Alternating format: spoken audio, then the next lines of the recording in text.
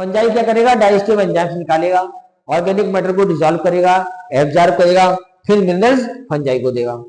तो लाइकेन जो है इट इज सिम्बियोटिक रिलेशनशिप, यानी कि ऐसी रिलेशनशिप जिसमें एल्गाई को फायदा होता है फंगाई से और फंगाई को फायदा होता है एल्गी से, ये ऐसी रिलेशनशिप है। माइकोरहिजा, माइकोरहिजा है सिम्बियोटिक रिलेशनशिप यानी beneficial relationship between roots of higher plants and fungi. अब हम रूट्स ऑफ हायर क्लासिफिकेशन, इसे हम अर्लीस्ट क्लासिफिकेशन कहते हैं या मोस्ट प्राइमरी क्लासिफिकेशन कहते हैं। दूसरा आर्टिफिशियल क्लासिफिकेशन, तीसरा नेचुरल क्लासिफिकेशन, चौथा फाइलोजेनेटिक और क्लेडिस्टिक क्लासिफिकेशन, पांचवा है हमारा न्यूमेरिकल टैक्सोनॉमी और फेनेटिक क्लासिफिकेशन। और ये जो न्यूमेरिकल टैक्सोनॉमी और फेनेटिक क्लासिफिकेशन है ये मोस्ट एडवांस क्लासिफिकेशन है। तो देखें प्रैक्टिकल या अर्लीस्ट क्लासिफिकेशन क्या था। तो जो हमारा प्रैक्टिकल या अर्लीस्ट क्लासिफिकेशन है it was based on economic importance of the organism, जैसे मेडिसिनल प्लांट,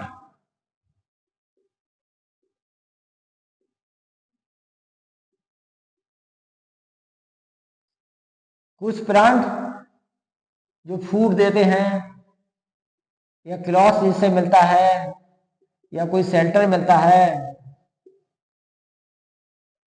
हमारे vegetable giving plant, vegetable plant,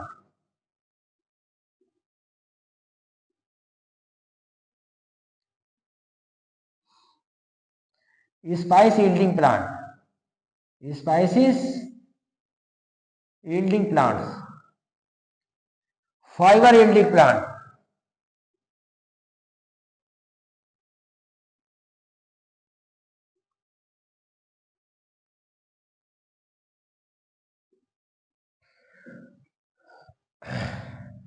तो मेडिसिनल प्लांट में हमारी टर्मेरिक आती है, जिससे हमें क्या मिलती है, टर्मेरिक से, टर्मेरिक में एक केमिकल होता है,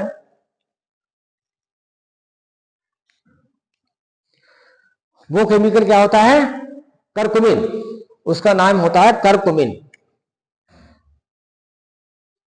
टर्मेरिक, इसका नाम है करकुमिन। और ये करकुमिन क्या होता है, anti inflammatory, anti inflammatory, anti inflammatory होता है, यानी कि सूजन कम करता है, सोइलिंग कम करता है, सोइलिंग सूजन कम करता है। दूसरा होता है एंटी बैक्टीरियल, एंटी बैक्टीरियल, और क्या होता है, एंटी कैंसर, एंटी कैंसर। अगर कोई मसाला खाता हो, गुटखा खाता हो, तो उसके म्यूकस मेम्ब्रेन में माउथ की कैंसर होने की संभावना होती है। तो यदि वो थोड़े से पानी में थोड़ी सी हल्दी डाले और पानी गुनगुना करके गरारा करे वो, तो कैंसर होने की संभावना कम हो जाती है, खत्म नहीं होती है। एक दूसरा प्लांट है रोबॉल्फिया, रोबॉल्फिया, इस रोबॉल्फिया से एक दवा मिलती है जिसको कहते हैं रेजरपीन, इसको कहते हैं रेजरपीन, इसको रेजरपीन कहते हैं। रेजरपीन किस काम में आती है, हाइपरटेंशन के मरीज के काम में आती है, हाइपरटेंशन, यानी जिनका मरीज बड़ा हुआ होता है वो रेजरपीन दवा का यूज करते हैं। और हाइपरटेंशन कब कहेंगे, यदि हमारा systolic blood pressure, systolic blood pressure 140 से ज्यादा हो और डायस्टोलिक ब्लड प्रेशर हमारा 90 से ज्यादा हो। नॉर्मल रेंज जो ब्लड प्रेशर की होती है वो 140 सिस्टोलिक या इससे कम, और जो डायस्टोलिक होता है वो 60 से 90 के बीच होना चाहिए, और जो सिस्टोलिक होता है वो 100 से 140 के बीच होना चाहिए। यदि सिस्टोलिक ब्लड प्रेशर हमारा 140 से ज्यादा है, डायस्टोलिक ब्लड प्रेशर हमारा 90 से ज्यादा है, तो हम इसे कहेंगे हाइपर टेंशन, ब्लड प्रेशर का मरीज है भैया। ब्लड प्रेशर के मरीज में क्या दिक्कत होती है, तीन दिक्कतें होती हैं। एक तो हमारा जो कोई भी आर्टरी है वो रप्चर कर जाती है, जिससे हेमरेज हो जाता है, जिससे ब्रेन हेमरेज हो जाए, दिमाग की कोई नस फट जाए, जिसे हम कहते हैं ब्रेन स्ट्रोक या सेरिब्रल हेमरेज कहते हैं। इससे सडन डेथ हो सकती है। इसलिए हर आदमी को अपना बीपी 6 महीने में 1 साल में डब्बा लेना चाहिए। दूसरा, हमारी किडनी खराब हो जाते हैं। तीसरा, हमारे हार्ट की में जो हार्ट की जो आर्टरीज होती हैं, जो उनकी इंटरनल मेम्ब्रेन होती है, जिसे ट्यून का एंटाइमर कहते हैं, वो प्रेशर की वजह से रप्चर होती है, वहां क्लॉट बन जाता है, और क्लॉट रप्चर होने के जो क्लॉट बनता है उसका साइज बढ़ता चला जाता है, हार्ट अटैक हो सकता है। इसे कहते हैं हार्ट स्ट्रोक या हार्ट अटैक। तो हार्ट अटैक या ब्रेन अटैक या किडनी की डैमेज और हमारी रेटिना डैमेज होती है, ये हाइपरटेंशन के मेन साइड इफेक्ट होते हैं। तो हाइपरटेंशन से बहुत अलर्ट रहना चाहिए। दूसरा, जिंजर भी मेडिसिनल प्लांट है। यदि हमें अपने पेट को सही रखना है तो हमें अदरक लेनी चाहिए। तो इनसे हमें फूड मिलता है। वेजिटेबल प्लांट्स जैसे हम जानते हैं, पोटैटो है, एग प्लांट है, potato, egg plant, tomato, carrots, ये सब क्या है? ये सब हमारी वेजिटेबल प्लांट्स हैं। स्पाइस यील्डिंग प्लांट्स आप लोग जानते हैं, टर्मेरिक, हल्दी, मसाला, मेन मसाला है स्पाइसिस, और कोरिएंडर। तो ये हो गया हमारा टर्मेरिक, जिंजर, कोरिएंडर और चिली। फाइबर यील्डिंग प्लांट में हम जानते हैं क्या? जूट। हम जानते हैं कॉटन। भाई कॉटन के कपड़े गांधी जी पहनते थे, तो इसलिए फाइबर यील्डिंग प्लांट हो गया। तो ये हमारा हुआ प्रैक्टिकल या अर्लिएस्ट क्लासिफिकेशन। दूसरा है आर्टिफिशियल क्लासिफिकेशन। तो artificial classification is based on 1 or 2 morphological character, not all the morphological character. सभी मॉर्फोलॉजिकल कैरेक्टर को कंसीडर नहीं करते हैं, only 1 or 2 morphological characters are considered in artificial classification. दूसरी बात, equal importance is given for reproductive, floral characters and vegetative characters. इनको equal importance दी जाती है। तीसरा, कोई भी फाइलोजेनेटिक रिलेशनशिप कंसीडर नहीं की जाती। तो ये है हमारे आर्टिफिशियल क्लासिफिकेशन। इसकी 3 पॉइंट हैं जो हमने आपको बता दिए। अब हम इससे एग्जाम्पल देखें कि भाई आर्टिफिशियल क्लासिफिकेशन किसने दिया। क्वेश्चन आ जाता है कई बार। तो एक थे साइंटिस्ट एरिस्टोटल। कब हुए थे? 384 टू लेकर 322 BC। अब एरिस्टोटल ने जो क्लासिफिकेशन दिया, क्या क्लासिफिकेशन था एरिस्टोटल का? एरिस्टोटल ने क्लासिफिकेशन क्या किया है? Aristotle 384 320 BC। ये जरूर पता होना चाहिए कि ये क्लासिफिकेशन किस समय का है, क्योंकि समय के साथ हर चीज बदलती है। पुरानी चीजों की इंपॉर्टेंस पुराने समय में होती है, उसी समय में होती है। आगे आने वाले समय में उसकी कोई इंपॉर्टेंस नहीं है, या कुछ इंपॉर्टेंस हो भी सकती है या नहीं भी हो सकती है। ये डिपेंड करता है। आज ये मोबाइल हमारा, ये मॉडल मोबाइल, इसकी वैल्यू है। हो सकता है आगे 10 साल बाद इसकी कोई वैल्यू ना रहो, ये बिल्कुल बेकार हो, इससे एडवांस मॉडल आ जाए तो इसकी कोई वैल्यू नहीं होगी। तो इसलिए टाइम बहुत इंपॉर्टेंट है कि भाई जो अरिस्टोटल ने जो क्लासिफिकेशन दिया था वो कब दिया था? कब दिया था इन्होंने? 4 सेंचुरीज में। 4 सेंचुरीज कितनी साल पुराना है? 2100 साल पुराना क्लासिफिकेशन है।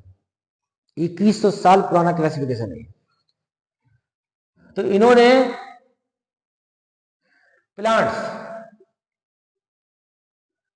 प्लांट्स को 3 कैटेगरी में बांटा, हर्ब, सर्व और ट्री। हर्ब वो प्लांट थे जो साइज में छोटे थे, जिनका स्टेम ग्रीन था, बहुत ही वीक था, जिनकी लाइफ स्पैन मंथ में थी, या मंथ में होगी या 1 साल होगी। सिर्फ वो प्लांट थे जिनका जो स्टेम है वो थोड़ा सा स्ट्रांग था, जिनकी लाइफ स्पैन 1 या 2 साल थी। और ट्रीज वो थे जिनकी हाइट जो है, जिनकी हाइट मीटर्स में हुआ करती थी। और इनकी हाइट क्या है? फुट में होती है। इसकी हाइट 1 फुट 2 फुट होती है, इसकी हाइट जो है वो 1 मीटर तक हो सकती है और इसकी हाइट कई मीटर तक हो सकती है। इसका जो ट्रंक है, ट्रीज का जो ट्रंक है वो ब्राउन कलर का होता है, ब्लैक कलर का होता है, बहुत स्ट्रांग होता है और इसकी हाइट कई मीटर्स तक हो सकती है। Life span many years, many years, even 10 lakh years भी हो सकती है। इन्होंने एनिमल्स को क्लासिफाई किया, एनिमल्स को क्लासिफाई किया इनेमा, इनेमा, ENAIMA, इनेमा और एनेमा।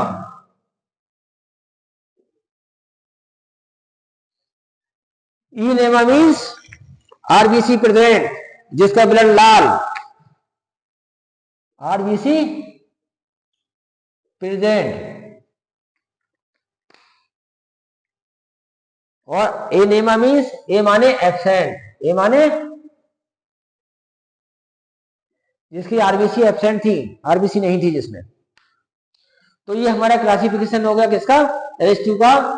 और ये classification, Aristotle was the first scientist who tried to classify organism on scientific basis, he was the first scientist who tried to classify organisms on scientific basis. तो this classification बाद scientific classification.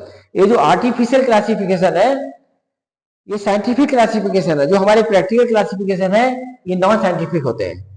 तो वो जो Aristo या classification of कैरोलिस index ये scientific classification है, ठीक है। फिर आते हैं नेचुरल क्लासिफिकेशन पे। तो नेचुरल क्लासिफिकेशन में क्या है, gross morphological features including there anatomy, phytochemistry, physiology, ये सारे के सारे कंसीडर्ड होते हैं। दूसरी बात, जो natural affinities among organisms, they are also considered in natural classification. और more importance is given for reproductive or floral characters as compared to vegetative characters. तो 3 important point, gross morphological features including anatomy, including physiology, including phytochemistry are considered. Second point, equal importance is given for reproductive and vegetative characters. And third point is natural affinities among organisms also considered. Type, अब कितने type का होगा natural classification? Natural classification non phylogenetic, non phylogenetic और phylogenetic दो type का होता है। Non phylogenetic को हम कहते हैं फॉर्मल क्लासिफिकेशन, फॉर्मल क्लासिफिकेशन। तो नेचुरल क्लासिफिकेशन नॉन फाइलोजेनेटिक का एग्जांपल है classification of George Bentham and Joseph Dalton Hooker, जिसे कहते हैं बेंथम एंड हुकर क्लासिफिकेशन। कब दिया था इन्होंने? 1862 और 1883 के बीच में दिया था, यानी 1862 से 1883 के बीच में दिया था। किसने दिया था क्लासिफिकेशन? बेंथम एंड हुकर ने। पूरा नाम क्या है? George Bentham, Joseph Dalton Hooker. अब ये किस समय हुए? दोनों साइंटिस्ट किस समय हुए? ये दोनों साइंटिस्ट जो थे वो इंग्लिश साइंटिस्ट थे, इंग्लिश। और ये रॉयल बॉटनिकल गार्डन था, रॉयल बॉटनिकल गार्डन में एज ए साइंटिस्ट दोनों ये काम करते थे, जॉर्ज बेंथम और Dalton Hooker, Joseph Dalton Hooker. इनको क्यूरेटर कहते हैं। तो इन्होंने जो इनके जो एक्चुअल स्पेसिमेन थे उनकी इन्होंने स्टडी करी और उसके बेस पे इन्होंने कंक्लूजन ड्रा किए। तो ये सिंपलेस्ट क्लासिफिकेशन था। क्योंकि क्यों सिंपलेस्ट था? क्योंकि it was based on actual observable characters. जिन हम कैरेक्टर्स को ऑब्जर्व कर सकते हैं, डायरेक्ट ऑब्जर्व कर सकते हैं, उनके ऊपर बेस्ड था। So this classification is considered as simplest classification. एक क्वेश्चन आता है, the classification of George Bentham and Joseph Dalton was artificial classification, natural classification, natural phylogenetic classification, natural non phylogenetic classification. तो क्या आंसर होगा?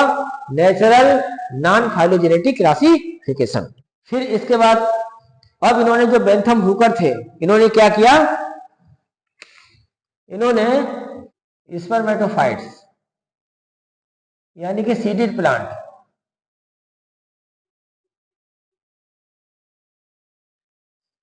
Seeded plants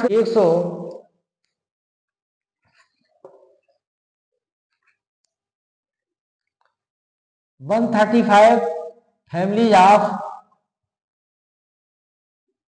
डाइकोटिलेडोनी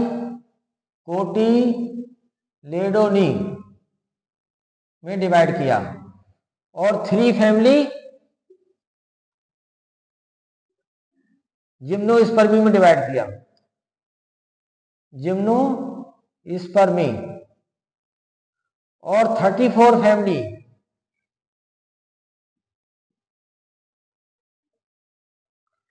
मोनोकोटिलेडोनी। तो Bentham and Hooker divided spermatophora and seed bearing plants in 35 family of dicotyledone, 3 family of gymnospermy and 34 family of मोनोकोटिलेडोनी।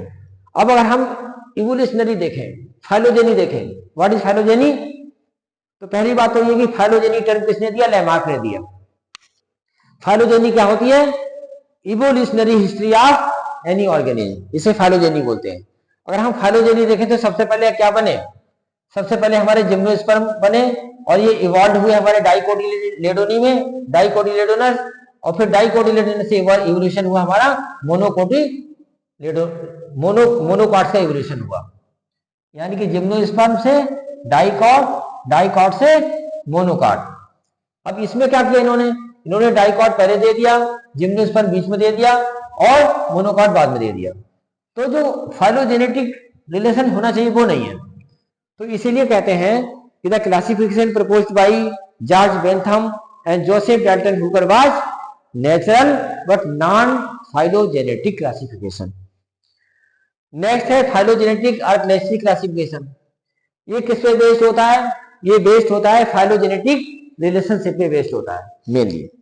और इसके बाद classification numerical taxonomy और phonetic classification, ये most advance classification होता है।